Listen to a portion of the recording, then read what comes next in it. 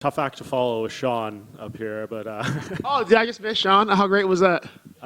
great would be one way. Who got insulted? I think everyone, You? but yeah. It was your hair. Your hair. You being Asian. Was it Asian or hair?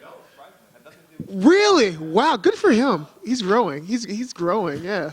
What'd you get? Hair. I got the hair. Who else? Nose. Even nose. Bro, why? That's fine. It's whatever. It's fine. It scares me, but whatever. How much time have you spent with Sean leading up to this fight? Because you did some training in Colorado too, right? Yeah, I just popped out there. It was early in camp. I'm one of those guys to where I'm honestly, like, looking back at it, everybody's kind of pointed out I do much better when I'm not in camp for 12 weeks. Like, I kind of I burn myself out and I freak out. So the first couple of weeks we kind of burned. We're still training hard, but I went around. I went out to Factory X for a little bit. Got to work with Coach Marc Montoya, which is really fun. I always say there's no thing as a perfect gym. Every gym's got things they're great at. And like Coach Marc, I mean, I get to train with Eric, one of the best coaches in the game, and Nate. But Coach Marc Montoya has a different philosophy and way of fighting. So it's kind of cool to go out there and work with him. He helped out a lot. Got to work with Josh Friend, who was fun. I got beat up by what's his name, Justin Jacoby, who's just better than me. I was like, yeah. Justin Jacoby's one of those guys you spar. I'm like, you're just better than me. Like, all right, fine. Screw it. So it was a good experience, though. I got some different mentality about things. But as far as the Sean thing, I see Sean every day of the week, like Monday, except for Sundays, thank God now. It used to be 7 days a week, but now I see him Monday through Saturday. So, I don't know. He's always we got 2 different fights, 2 different camps, but he's always there. He's always helpful. So, spend a lot more time with Sean is probably healthy for a normal person. Even Jesus needed 1 day off, right? Fuck right, God, he bought his house, so now I don't come home and have him yelling at me. You don't know how many times we live literally across from here to the wall from each other. So I come home, but first thing I hear is Kurt. I'm just oh my God, bro, go home. I'll be in my house, he's just there. I'll be in my bathroom, just open the door, what's your problem, Miss Kurt? I was oh no, I'm taking a shit, bro. What's my problem though? So it's kind of nice not having the random Sean appearances. Is the Colorado stuff all kind of part of this mental refresh you're trying to do, getting off social media, just maybe trying a little bit of a break here? Is this all kind of part of the plan? Most definitely. I think my biggest thing is, so I'm someone who's very hard on himself. I've always been hard on myself. I've always wanted to be better than the guy next to me, and when I'm not, it eats me up inside. So I think the big issue for me was the Nasruddin fight. The last fight was such a dumb fight for me to in hindsight, all of my coaches and my managers were you should probably take some time after the Kelvin fight. It was a really hard camp. I was mentally and physically, I was kind of beat up from the camp, but more so than anything, mentally, I was just fucking tired, bro. I was really tired. I was frustrated. I beat myself up that camp, and then to have it go down that way in a fight that I thought came down to one moment in the second round. It freaking crushed me, man. So to immediately go into another fight, everybody around me was Chris, we should probably wait a little bit. But I've known my entire life for making bad choices and not listening. So for me, instead of taking time to refresh and come to grips with stuff, I'm I'll just jump back in and do shit. And went back to another hard physical camp when I was already mentally not in the greatest space, and that was a miserable camp, bro. That was such a miserable camp. I'm so mad about about the Gastelum thing. I'm trying to figure out what went wrong, and it was just dumb. And I should have listened. So we got this one. We're cool with it, fine. My coaches and my manager all know that I need. I'm really good on 5 weeks. I'm always in shape. 5 weeks is perfect. So they're hey, man, let's keep training, but let's go do some shit. Get away from Vegas. Get away from all the same people. See different things. Train hard all you want, but do it somewhere else. See things. Have fun. So that was a big thing. Colorado was a good experience, but it was fun for me. And I haven't really been having fun in camp in a few years now. Honestly, since I got to the UFC, which is kind of ironic, but. Try to make it more fun for myself and just, enjoy. Remember, I enjoy this. I love this. Hey, Chris, right here. So you mentioned... Hey, what's up? Nothing much. Good to talk to you. So you mentioned going to Factory X, and obviously I don't think he was there for this camp, but Julian Marquez, I know, fought Marc-Andre last year. Was it good for the coaching staff to sort of hone in on Marc-Andre just because Julian was preparing him, for him last year anyways? Ironically, we didn't hone in on Marc-Andre at all. It was more so about not so much who I'm fighting, because who you fight changes. Who you fight, I mean, he could I like Marc-Andre, cross your fingers. He could like trip down the stairs, break his ankle today. I could be fighting somebody else come Saturday. So it's not really so much as about who you're fighting. That's going to change. There's always different intangibles in that. It's more so about what am I consistently doing or not doing that's creating issue. So that was something kind of nice too. Like I'm trying to focus less on the guy I'm fighting and more about, okay, like how can I make myself a more consistent package? Because honestly, I have to remember that I'm damn good at what I do. There are things I do consistently well, and there are things I do consistently bad. So it's kind of now we're just, hey, let's keep doing the things we do great. Let's keep doing it, but let's start cutting back on a few of those things we do consistently bad that are getting me in trouble at this level. How different are things going into this fight than, say, your last one, just because of the switch up in camp? Like you said, not on social media, not doing much media. How are things different for you? God, personalized, it's great. Like being on social media was such a godsend. Like, oh man, like I don't really want to go back. Like I was back on for like 4 days because I needed so hey, fun story. If you guys ever don't have a phone number, you don't have social media, you are fucked. Like it is. No one has phone numbers. Like none of my teammates have each other. This is miserable. So I had to get back on to get a phone number from a teammate. Now I'm back off again. But like even those 3 days on, man, you realize like you spend time doom scrolling. You're kind of like, oh, nothing's going on. Pop your phone open, you're scrolling. And what do you see? You see people like a lot of fake shit. You see people like all these fucking fitness influencers doing their BS, all their other influencers doing their BS.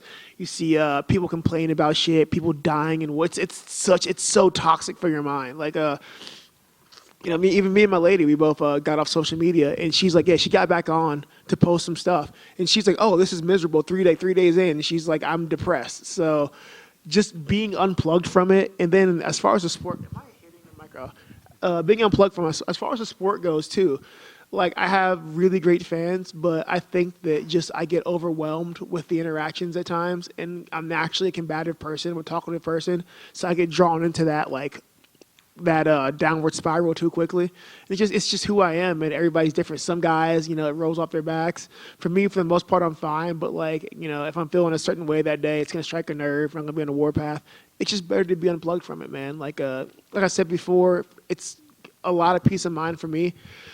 We're still battling that part in camp to where I'm constantly judging myself and I'm never happy with anything I do. It's great. Like we film all my sparring and it's freaking wonderful because every day I feel like I lose sparring. Every single day, like this entire camp, I'm like, I lost my rounds. And my coaches are like, I don't even know why we talk to you. Just go watch the video. I'll go watch the video. I won my rounds. But like, it's never enough for me. And that's just a personal thing. I got to figure that shit out. I don't know what to do. I kind of envy Sean in that point, man. Like I've never seen a dude who's got the ability to be heated and then just let it roll off his back and be like, okay, well, moving on. And like I gotta, that's something I gotta take from him actually. So we're working on that. But this camp's just been great, man. Like I've kind of unplugged. We still have those mental battles, but I'm kind of just unplugged from it all and just focused on me and Marc-Andre. Everything else, it's noise. I'll deal with it later. Speaking of Strickland, do you like being on the same card as him, or would you prefer to not be on the card just because your coaches will be tied up and all that, right? I think we're far enough apart. It's not going to be too bad. It's kind of weird. Like it's cool. I don't think we've ever fought in the same card before. It kind of sucks though because I prefer to have him in his corner. I prefer to be like more supportive than I am now. But I'm a big boy. He's a big boy. We'll be fine. But honestly, I kind of like it. Like I'm probably only up here right now because Strickland's headlining this, and I was like, okay, well he's first. So like, hey, you know what? I love being up here, but I'll definitely like use ride in the wake of the Strickland show, and just it's fun for me to see you guys have to deal with it, and it's really fun being there on fight week and being so close to watch everyone else have to suffer. And you're like, how do you do this? I'm like, yeah, I'm a fucking saint. Like you guys, yeah, I'm a saint. You guys owe me. And just last one for me, who will be in your corner for this fight if Sean isn't?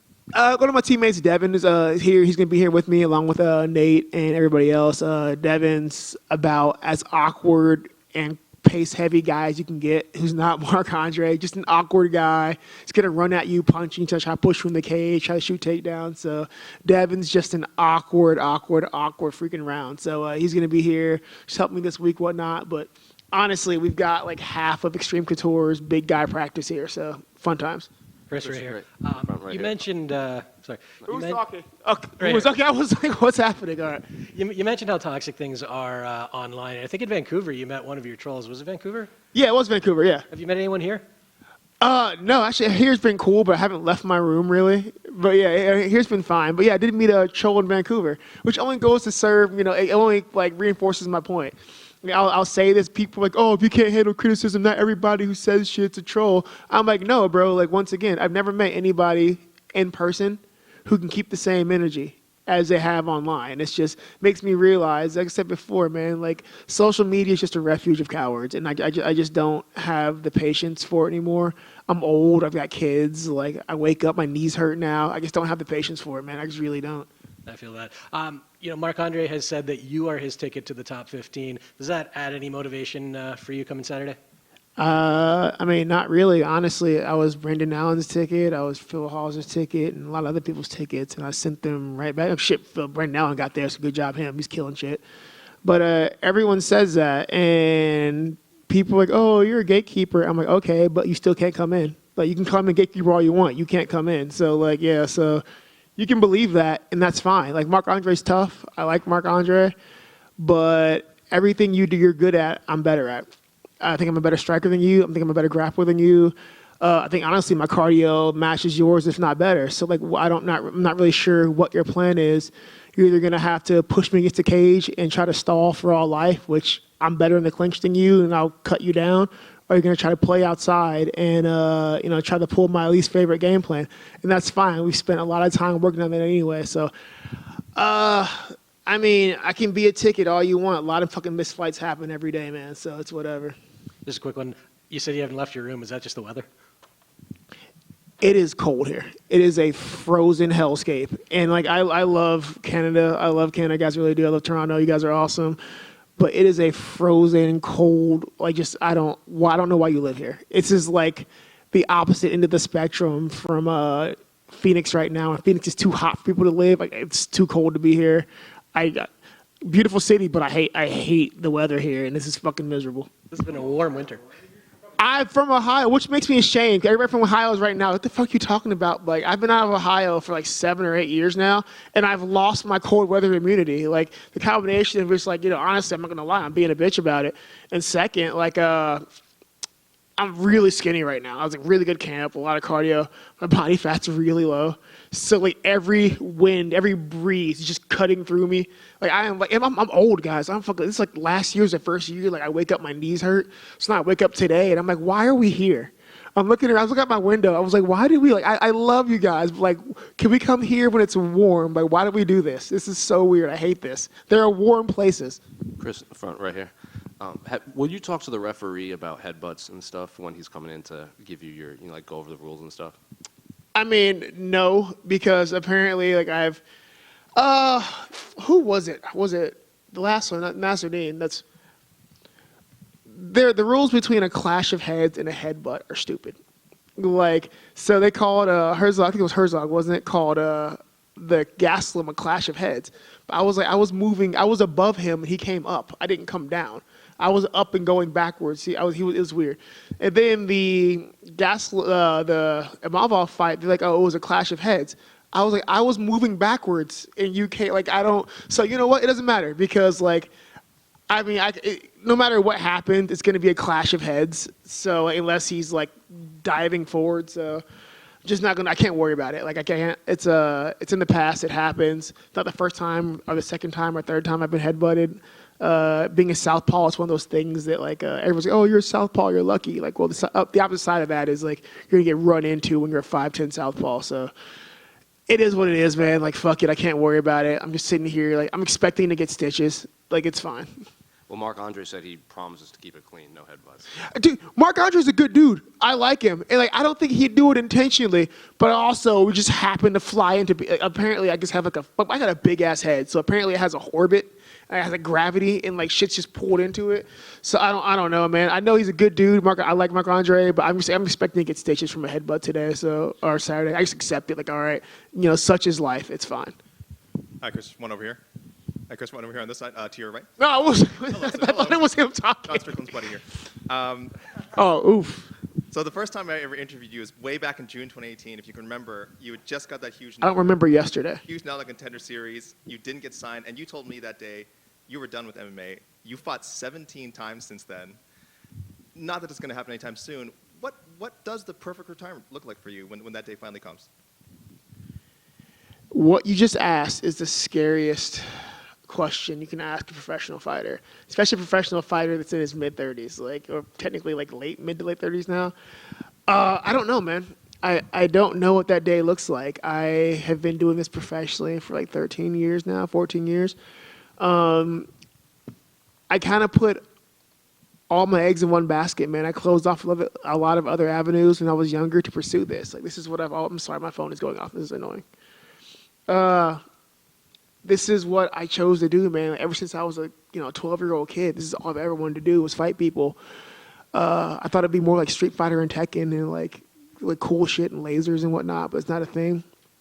But all I've ever wanted to do was fight. And after Contenders, I was so heartbroken because like not only just want to fight, but like I think the first UFC I ever watched was my dad had a VHS of Tito and was it Tito and Vitor? I think it was Tito and Vitor. It was the UFC in the Bayou, whatever the hell that one was. Maybe it was Vitor and Vandalay, I don't know. But ever since then, I was like, I'm gonna be in the UFC. Like I want to be in the UFC. I want to be in the UFC. And I was I was like 31, 32 in Contenders, whatever.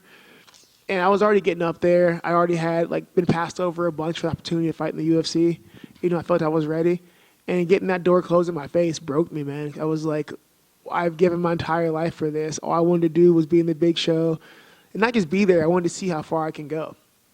So like, having that door closed in your face like hurts, man. Like when your entire identity is Chris the Fighter, like what do you do when you're denied, your chance to be, on the biggest platform on the world, on the big stage?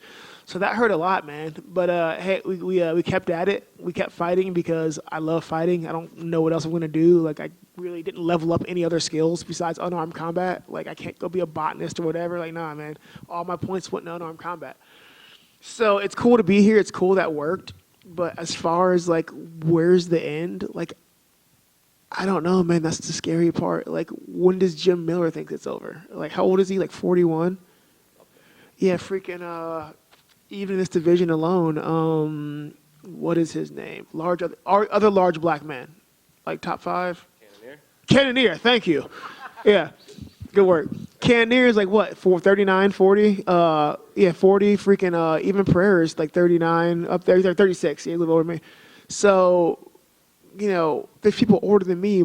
I like to look at them like when's enough is enough, man. I think everybody wants to be on top. Everybody, even more so than that, everybody wants to see how far they can go. So it's kind of hard to know, like, when's it over, like, when my body can't do it anymore. I have one more much less scary question. Ooh, all right. Yeah, that was dark. Just about the main event. I assume you're picking Sean to win. I would hope so anyway. How do you break that down? How does he get it done? Oh, man. This is going to be a circus. Like, I want to use this. People use the term war. I prefer circus. Like, there are certain fighters that have wars, and there are certain fighters that, like, create circuses. Like, Julian Erosa is another fighter. Julian doesn't have wars. I call those circuses because you're just like, what the hell's happening? Like, things start going, like, he starts doing weird stuff. Like, he's a circus guy. And I think Dricus is a circus guy, man. Like, I would never, like, hold Dricus up as, like, the pinnacle of, like, kickboxing technique, like a technical kickboxer. But it's just weird. He's running at you. Like, it's almost like angry flailing. And like it's like feral almost, but like it creates a circus. So that's the big unknown for me. People are like, oh, his cardio's better now. Like you're not going to tire Sean out. Like we'll have 3 people attack Sean. He's still not. He'll die before he lets somebody like outwork him. So he's not going to outwork Sean. I don't see that anywhere. He's not going to hold Sean down. I've seen Sean like essentially squat on Goliath to get up. Like it's not worried about Dricus holding him down. I'm just curious about how messy this gets. Like Dricus is a messy guy. Sean tends to be messy in pockets, but he tends to be very clean. So it's completely different clash of style and mentality. I just don't know how it goes. If anything, I think Dricus is most dangerous his first round and a half, maybe 2 rounds. Even with the what's the last fight he had that looked really good? Whitaker. He looked better in the Whitaker fight, but like as a fighter, I'll say he slowed down the second round. Like I watched it slow down, but Whitaker slowed down more, never really got started. So his cardio did look better, but like I watched him slow down there in a fight that like he controlled the pace. And even at the pace he controlled, he kind of like couldn't maintain it the way he wanted. And you know, I cornered Sean when he fight Abus off of like 11 days notice, and like keep pushing the pace until we had to say, hey man, I went in the third round, I told him like slow down, like I need you to slow down, like you won't say, I know you're not going to stop, but I need you to stop for me so we don't do this. So the first round and a half, I think Dricus is going to be really dangerous. It's going to be really scary. But the moment we hit past a 1.5 rounds, I think Sean's going to absolutely fucking dog walk him.